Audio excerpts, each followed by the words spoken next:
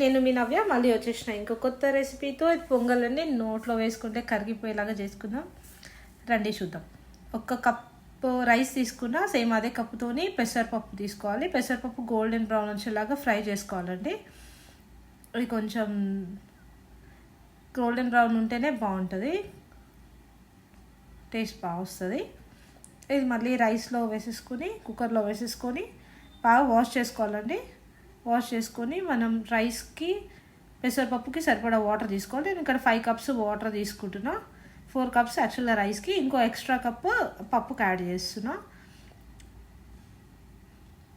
ఇది ఒక 3 విజిల్స్ అండి. 3 విజిల్స్ వచ్చే వరకు ఉడకబెట్టుకోండి. దీంట్లో కొంచెం నెయ్యి, కొంచెం సాల్ట్ వేసిన, మళ్ళీ తర్వాత మీరు టేస్ట్కి తగ్గట్టు చూసుకొని వేసుకోవచ్చు.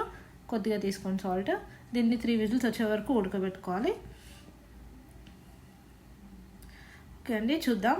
ఓకే అండి, బాగా మెత్తగా ఉడికిపోయింది. దీన్ని స్పూన్తో అట్లానే స్మాష్ చేసుకొని మళ్ళీ అడిషనల్గా ఒక 2 కప్స్ హాట్ వాటర్ తీసుకోవాలండి. హాట్ వాటర్ వేసి కలిపేసి మళ్ళీ కొంచెం స్విమ్లో ఒక 2-3 మినిట్స్ ఉడకబెట్టుకోవాలి.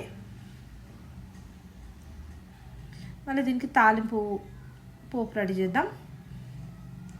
దీనికి నెయ్యితో వేయాలండి తాలింపు. ఆయిల్ యూజ్ చేయొద్దు. ఎంత నెయ్యి వేస్తే అంత టేస్ట్ ఉంటుంది.